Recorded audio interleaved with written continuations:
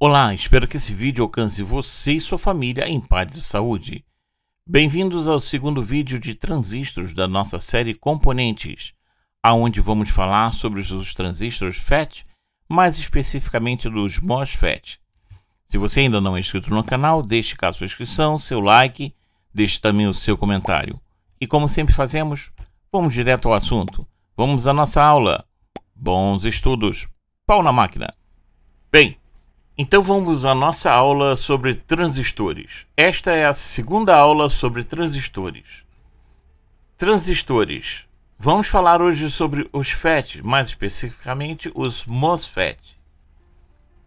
Os FETs, transistores de efeito de campo ou Field Effect Transistor, são semicondutores amplamente utilizados em eletrônica para controle de corrente elétrica. E em que aplicações principais ou assim mais conhecidas usamos o nosso transistor de efeito de campo? Em controle de motores, eles são muito utilizados porque têm a característica de terem baixo consumo de energia e muita eficiência, ou seja, você consegue controlar potências maiores com menos dissipação de calor. Em inversores, são muito utilizados os FETs nos inversores para controle de motor. Em inversores de DC-DC, também são muito utilizados, e também em controle de PWM, como é o caso aqui desta placa, que é uma controladora PWM de rotação de motores universais de escova.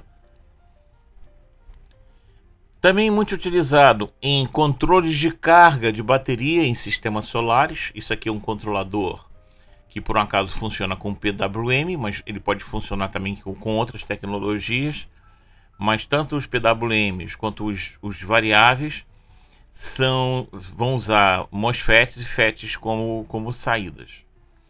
Por que isso? Porque, evidentemente, esses controladores têm que controlar uma carga muito grande e de maneira mais eficiente possível, o que é perfeito para controle de carga de placas solares, né? Placas fotovoltaicas.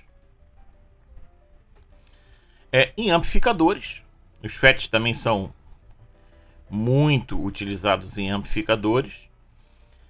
As vantagens deles são exatamente a que acontece com o controle de motores, né? Você vê aqui uma placa simples, não tem nem muitos componentes, e uma placa dessa aqui chega a alcançar aí uns 200 watts de potência, né? É coisa que com os transistores de junção PN-NP ia ser um pouco difícil alcançar com essa dissipação apenas e com esse número de transistores, né? Então os FETs são realmente mais eficientes e conseguem trabalhar com potências mais altas com mais facilidade. Com fontes chaveadas, é o clássico dos FETs, dos MOSFETs. Porque em fontes chaveadas, as fontes chaveadas trabalham com frequências altas. E uma das características assim agradáveis do FET, boas características, né, é que eles são muito rápidos. O gatilho deles, o gate deles é muito rápido, né? Então ele tem respostas a frequências altas muito melhores. Simbologia. Bem, essa simbologia dos FET, vejam que ele se diferencia um pouco dos BJT, dos transistores de junção, e não são só essas, tá? Nós vamos ver durante esse vídeo mais símbolos, mas essas aqui são dos FET, e vocês veem a diferença que existe aqui. Vocês já veem que aqui não tem base, nem emissor, nem coletor, mas tem DGS. Já muda um pouco a função de cada terminal, apesar de terem também três terminais. Estrutura do FET. Os FETs têm 3 terminais principais. O primeiro é o dreno, ou em inglês drain. O segundo é a fonte, ou source. E o terceiro a porta, ou gate. Deixa eu voltar aqui. Eles são feitos de material semicondutor, geralmente silício ou germânio. Ou seja, assim como os seus primos de junção, também são feitos geralmente de silício ou germânio. O material não muda muito, tá? Existem alguns materiais a mais, mas os materiais básicos, silício e germânio, também são usados nesses transistores de efeito de campo. Aqui tem um IRF 540N, que é um MOSFET, que vamos nos ater mais aos MOSFETs nessa aula, tá? Vê que o símbolo dele já é um pouquinho diferente daquele que nós vimos. E aqui tem o gate, o drain e o source, né? Os três terminais. Pode ter alguma inversão nesses terminais? Pode, mas a maioria deles vão funcionar nesse esquema aqui do gate, vendo ele de frente, né? Aqui a gente está vendo o terminal com a parte de dissipação para trás do componente. Normalmente é isso. A nossa esquerda o gate, ao centro, que vai ser comum com a chapa dissipadora do transistor, o drain, e à direita o source. Região de operação. Aqui as coisas mudam um pouco em relação aos BJT. FETs possuem três regiões de operação principais, que são semelhantes às regiões de operação dos transistores bipolares BJT: corte linear ou ativa, né, e saturação. São essas três regiões. A região de operação em que um FET está dependendo das tensões aplicadas aos terminais e das características do dispositivo. Eu queria parar um pouco nessa primeira frase aqui, porque esta é a frase que vai definir a principal diferença entre BJTs e FETs e MOSFETs e transistores da linha dos FETs. Enquanto os BJT, eu dependo da corrente na minha base para que eu possa acionar a condução entre coletor e emissor, o FET não depende da corrente, porque ele tem uma característica muito singular e muito distinta dos BJT. É que o meu gate não consome muita corrente, porque a impedância entre o gate e o source é quase infinita. Ela está na casa de milhões de ohms, de mega ohms. O que isso quer dizer? Que mesmo que eu aumente bastante a tensão no meu gate, a minha corrente permanece sempre a mesma. Ela não se altera, porque eu tenho ali uma impedância altíssima. Então, mesmo que eu vá aumentando a tensão, significativamente a minha corrente permanece a mesma. Praticamente. Ela tem alteração, óbvio, vai entrar aí a lei de Ohm, mas a alteração é irrelevante, é ínfima, né?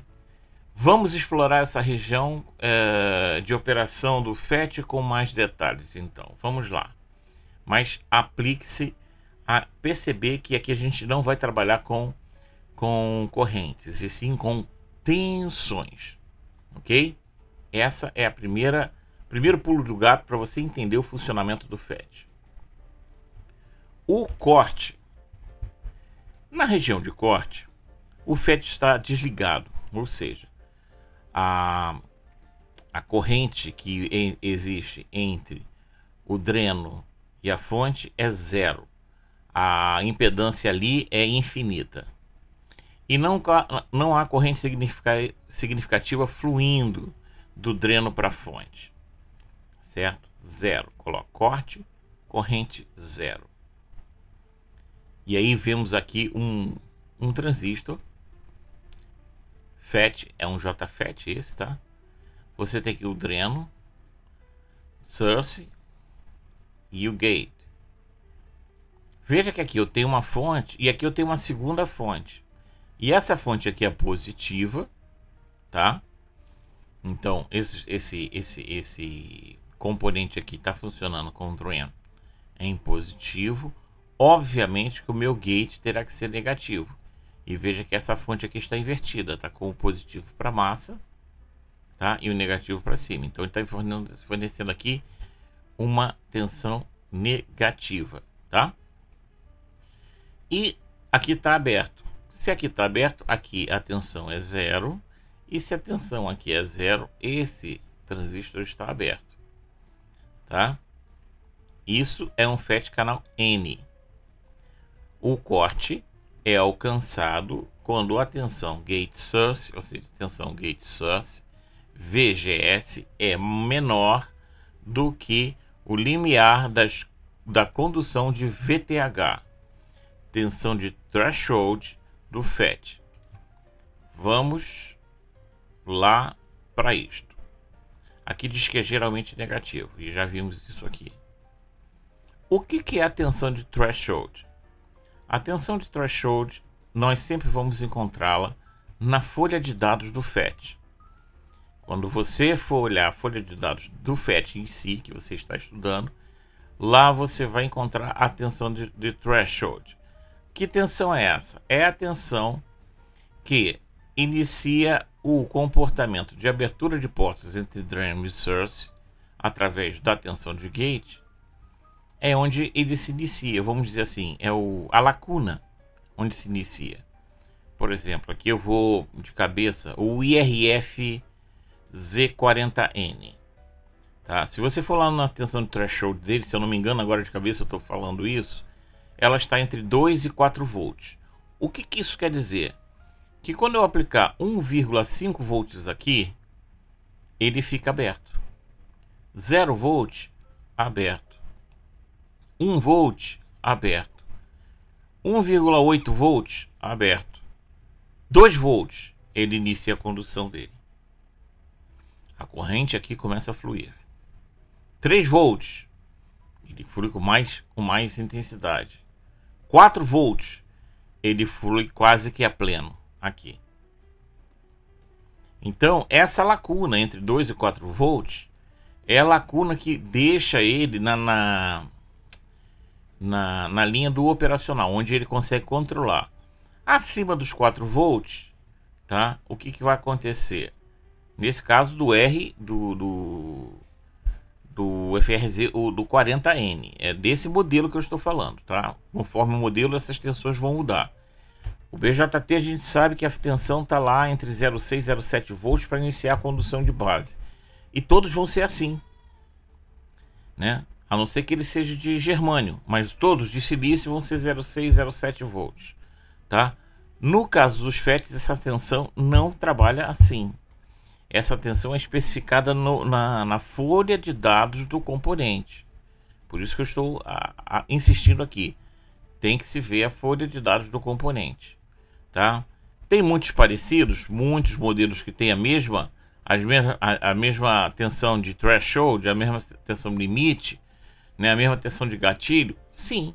Mas tem muitas tensões de gatilhos diferentes do BJT, que todos eles começam ali em 0,6, 0,7 volts a conduzir, ok? E diferente também do BJT, por exemplo, quando eu injeto aqui 2 volts, eu vou ter aqui uma corrente de, por exemplo, 10 nanoamperes. É nano mesmo, tá, gente? A corrente é baixíssima. 10 nanoamperes. E se eu enfiar aqui 4 volts, esse meus 10 nanoamperes vai passar para 12, 13 nanoamperes. 15, 20 nanoamperes que seja. Ou seja, mesmo que eu aumente a tensão aqui no meu gate, tá? Mesmo que eu aumente a tensão no meu gate, ele não vai aumentar muito a corrente. Porque o meu gate tem uma impedância muito alta entre ele e o source. Então quer dizer, mesmo eu aumentando a tensão aqui nele, a minha corrente aqui continua ínfima, pequeníssima. O que isso quer dizer? Quer dizer que você dificilmente vai achar resistor de controle de corrente aqui no gate de um FET, de um MOSFET. O que você vai achar é diferente. Você vai achar aqui, geralmente, resistores para massa e de valores altos, tipo 10K, 100K, 50K. Esses resistores servem para quê? Para eliminar que alguma estática, algum sinal estático arme o meu FET sem querer. Ou seja, isso aqui é tão sensível, a corrente é tão baixa, que até mesmo alguém manuseando o componente pode armar ele. E, pasmem, alguns FETs podem até queimar com o toque das mãos, tá? Não é o caso desse aqui. Esse aqui é bem isoladinho, mas quando você trabalha com FET, principalmente se trabalha assim, em lugar com muita estática, a estática pode sim queimar. E os MOSFET já são mais bem protegidos com relação a isso, mas os FET não. Vamos continuar então. Para os FETs de canal P, nós estamos dando uma olhada no N. Isso aqui ainda é um canal P, tá? Eu não mudei a imagem não. A diferença é que o canal P aqui, essa seta vai para fora agora, tá? O corte é alcançado quando o VGS é maior do que VTH. Geralmente positivo, claro. Se eu passei agora a usar negativo aqui, o meu gate tem que ser positivo. Eu não posso ter a mesma polaridade, porque senão não há diferença de potencial. Se não há diferença de potencial, não há o que eu injetar aqui, né? Tem que se ter uma diferença na polaridade para poder ter um circuito funcionando aqui, certo? Geralmente positivo. Nessa região, o FET age como um interruptor aberto e não conduz corrente. Ou seja, enquanto no canal N, quando eu não tenho sinal nenhum aqui no meu gate e ele está aberto, quando eu estou com o canal P, se eu estou com a tensão mais alta, ele está com o canal aberto. Se eu desço a tensão, ele fecha o canal. É invertida a situação. Percebe?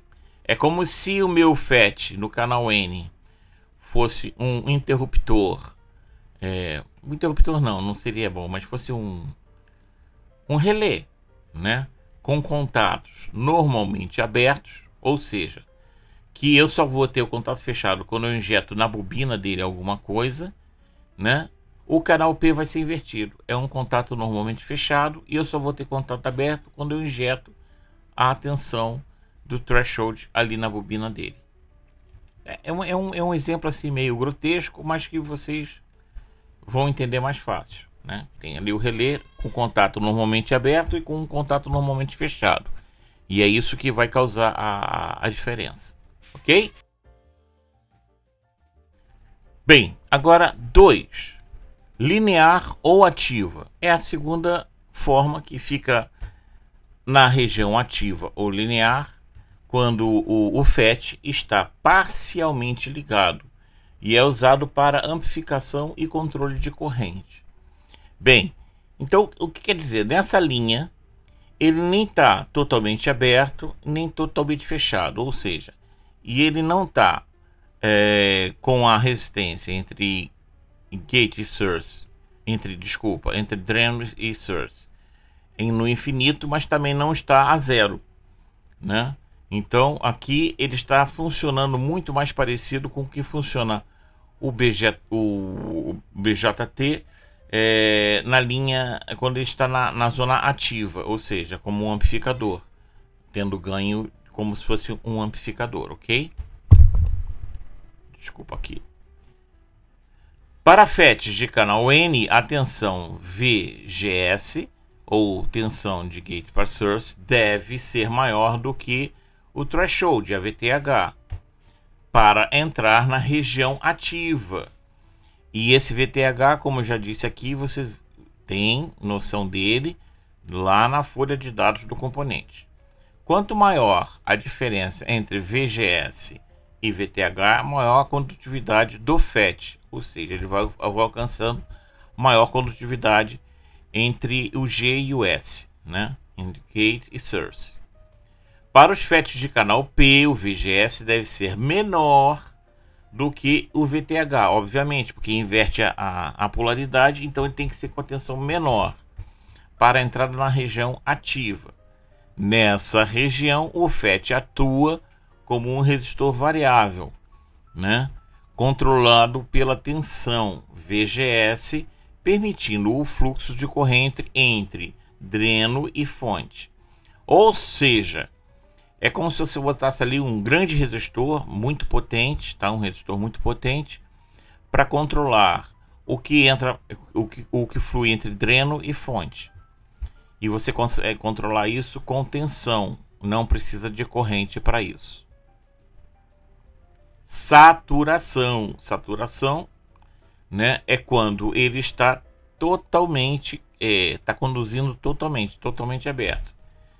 Na região de saturação, o FET está completamente ligado, que permite a passagem da corrente máxima que do dreno para a fonte, ou seja, se ele é um FET de 50 amperes, vai estar ali passando 50 amperes para a fonte, ok? Em FET de canal N, o VGS deve ser significativamente maior do que o threshold para garantir a saturação. Aí nós temos aqui o seguinte: nós vimos nos nossos transistores de junção que entre ali 0,6, 0,7 até 1 volt, 1,5 volt você consegue ultrapassar toda essa zona ativa do transistor e ir para a saturação. No FET isso já não acontece assim, você precisa de uma tensão maior, ok? A diferença entre a tensão mínima e a tensão máxima da zona ativa, você consegue trabalhar ali com as resistências internas. Mas se você quiser partir para a saturação, aí você já vai trabalhar com tensões mais altas. Isso não é um problema, por quê? Porque como já vimos antes, já foi dito aqui, o nosso transistor FET, MOSFET e os derivados dessa linha, tá? Eles têm uma corrente de gate muito baixa. Então quando eu aumento lá a minha tensão no gate, eu não vou aumentar assim, de maneira exponencial a minha corrente. A minha corrente vai continuar baixa, entendeu? Ali no gate, né? O que vai aumentar é a corrente entre o dreno e a fonte. Em FET de canal P, o VGS deve ser significativamente menor do que o threshold, ou seja, aquela tensão parâmetro entre aberto e fechado, para a saturação. Nessa região, o FET atua como um interruptor fechado, permitindo que a corrente flua livremente do dreno para a fonte. Ou seja, quando ele está com a tensão muito baixa, a negativa, né, ele vai permitir. Para que a gente possa assim ter uma noção, é como se fosse o nosso MOSFET N é como se fosse nessa área de saturação, é como se fosse assim um relé, né, que ele é normalmente aberto. E quando eu injeto uma tensão, né, uma tensão lá na minha bobina do relé, ele vai ligar, né? Ele precisa de uma tensão mínima. Se o relé, vamos dizer, de 6 volts lá, e com menos de 5 volts ele não liga, tá? E eu vou ligar com 6 volts, aí eu vou ligar e vai ter pleno. E quando ele é P, ele é o mesmo relé, só que com um contato normalmente fechado. Ou seja, ele vai abrir o contato quando eu injetar uma tensão inversa na minha bobina do relé. É mais ou menos isso. Eu sei que é uma analogia assim meio grotesca, mas que você já começa a pensar. Não pensa tanto em questão de polaridade, e sim de posição de aberto ou fechado, ok? O princípio de funcionamento. O funcionamento do FET é baseado na criação de um campo elétrico na região entre o dreno e a fonte, controlado pela tensão, novamente aqui, sempre, ó, tensão, controle pela tensão, aplicado na porta. Bem, então vamos aqui, eu fiz um corte nesse nosso transistor MOSFET e prestem atenção que esse corte está organizado da seguinte forma. Aqui tem a placa do gate, isso aqui é o metal da placa só, tá? Aqui tem a placa do source só o metal, e aqui a placa do DRAM. Notem que tanto o source quanto o DRAM fazem contato com esses dois materiais roxos, ou lilás, né? Coisa assim parecida. Esse aqui, o gate, faz contato com esse material aqui alaranjado, e existe esse material aqui, que é o material de maior quantidade dentro do nosso transistor MOSFET. Agora, sabendo que esse material alaranjado aqui é um óxido de silício e ele é isolante, tá? Então, o que ele faz aqui? Ele na realidade está criando nessa minha placa do gate, com esse material P, um capacitor. Ou seja, o gate é um capacitor unido ao material P. Interessante, ele é eletricamente isolado do material P e nunca vai estar em contato com o material P. Ele sempre vai funcionar aqui como se fosse um capacitor. Já o meu source e DRAM tem aqui o material N, e nós sabemos, quando nós vimos no transistores BJT, que quando o material N e o P se aproximam, se encostam, ele cria aqui em volta uma zona de depleção. Então aqui nesse momento tem uma zona de depleção, e essa zona aqui ela impede a corrente elétrica entre esse material e esse material, na intenção aqui de dizer que daqui do DRAM para o source a minha resistência tende ao infinito, está lá na região dos milhões de ohms, tá? Então uma resistência muito alta. Podemos dizer que é uma área é um isolante. Agora está como um isolante. Bem, vamos imaginar que isso aqui é aquele IRFZ 40N.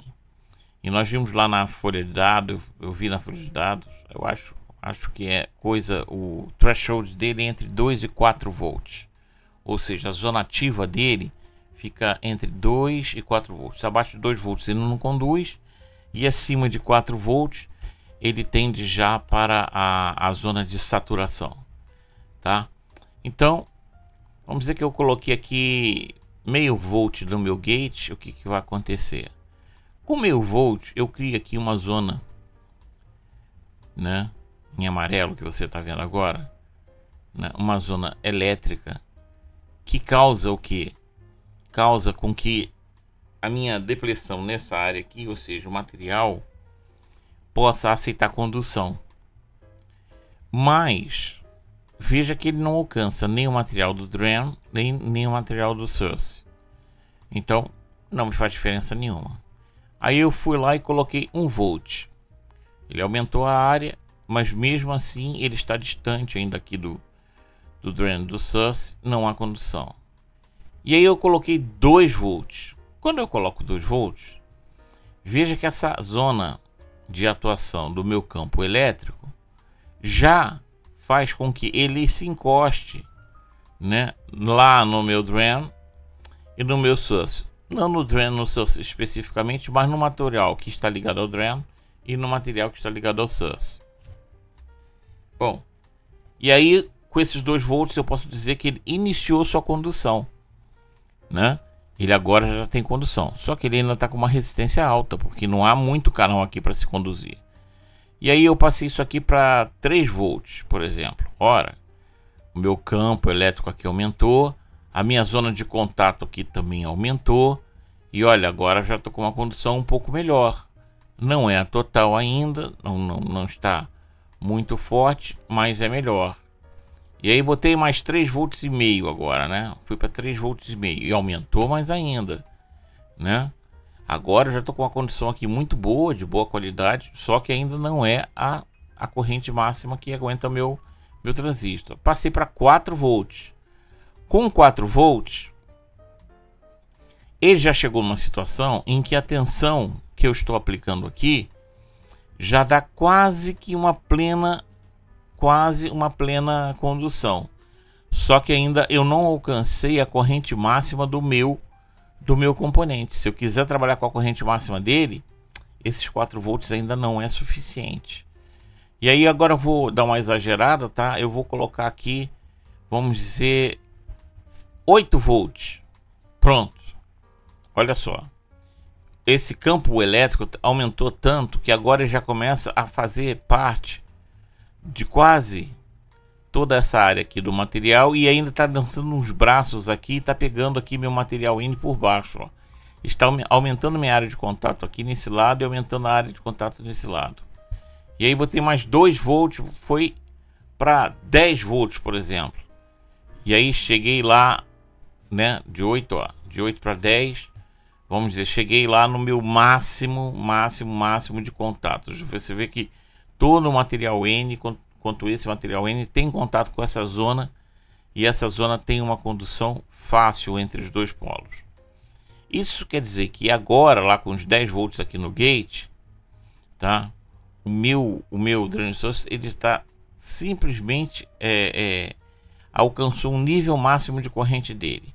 Vamos dizer que ele seja de, sei lá, 50 volts, 50 amperes, me desculpe, tá? E ele está lá com 49,9 amperes, tá? Então ele está aqui mais do que saturado. Ele está saturado e está na zona de maior corrente dele entre source e dreno.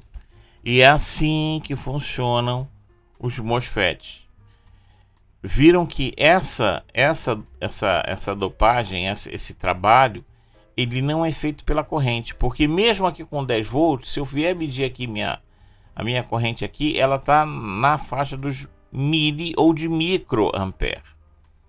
Está lá na faixa dos microampere ou miliampere, não está muito longe disso. Então a gente vai entender que o que faz esse campo elétrico aqui para fazer a condução entre source e drain não é a corrente elétrica, e sim a tensão elétrica. Existem 2 tipos comuns de FET. O FET de junção, o JFET, né? E o transistor de efeito de campo, de metal óxido semicondutor, o MOSFET, né? Vamos nos concentrar no MOSFET, que é o mais utilizado. A simbologia do MOSFET está aqui, ó. Certo? Você vê que já acrescentam aqui uns Zeners, porque eles têm muita dificuldade de trabalhar com estática, isso já protege. Vê aqui o gate, que ele está representado sem conexão elétrica com o resto do componente, tá vendo? Porque isso aqui é um capacitor, tá vendo? É uma ação capacitiva que ocorre aqui no gate, certo? Outros símbolos também, tá vendo aqui o JFET, e aqui todos esses que tem o capacitor, tá vendo? O nosso MOSFET. Esses aqui são os mais usados, ó. Tá vendo? Então, vamos lá. MOSFET, metal óxido semicondutor de efeito de campo, né? Então, o MOSFET, né? O MOSFET consiste em uma camada de isolante de óxido de metal, geralmente óxido de silício, que é a camada que nós vimos no desenho alaranjada, entre a porta e o canal semicondutor. Aplicação: os MOSFETs são amplamente usados em circuitos digitais, como transistores de comutação, e em microprocessadores e memórias. Também são usados em aplicações de amplificação e comutação em circuitos analógicos, e são ideais para circuitos de alta impedância de entrada e baixa corrente de entrada. É como eu disse para vocês, eles são ótimos para serem usados ligados à saída de microprocessadores, porque precisam de uma corrente muito baixa e podem ser controlados pela tensão que sai dos microcontroladores. Vantagens: consumo de energia muito baixo quando estão desligados, alta impedância de entrada e rápida resposta de comutação. Por isso eles são tão usados nas fontes chaveadas, porque eles trabalham com alta frequência com facilidade, certo? Em resumo, Os FETs funcionam controlando a corrente elétrica através de um canal semicondutor por meio de um campo elétrico gerado pela tensão, tá vendo? Pela tensão aplicada à porta. Eles são componentes fundamentais na eletrônica moderna, amplamente utilizados em uma variedade de aplicações digitais e analógicas. Vamos agora à nossa prática. Bem, agora estamos aqui no nosso simulador e o que vemos aqui? Vemos aqui um transistor MOSFET na nossa zona de saturação. Está entrando 10 volts aqui, está sendo saturado com 10 volts. Tem aqui 320 miliamperes a correr por ele, né? E ele aqui está conduzindo o máximo de corrente possível. Se eu baixar aqui a corrente dele, né? Eu vou lá baixando minha corrente, vou baixando e vai chegar aqui um ponto em 2.1, ó, 1.6, 1.8, que minha corrente para. Ele não tem mais corrente nenhuma. Tá vendo? A minha corrente é de 271.4 nanoamperes, né? É uma corrente inexistente, né? E se eu for aumentando aqui até uns 4 volts, eu tenho um acréscimo de corrente até meus, deixa eu parar aqui em 5 volts, ó. Ele passou de 0 a 50 miliamperes, né?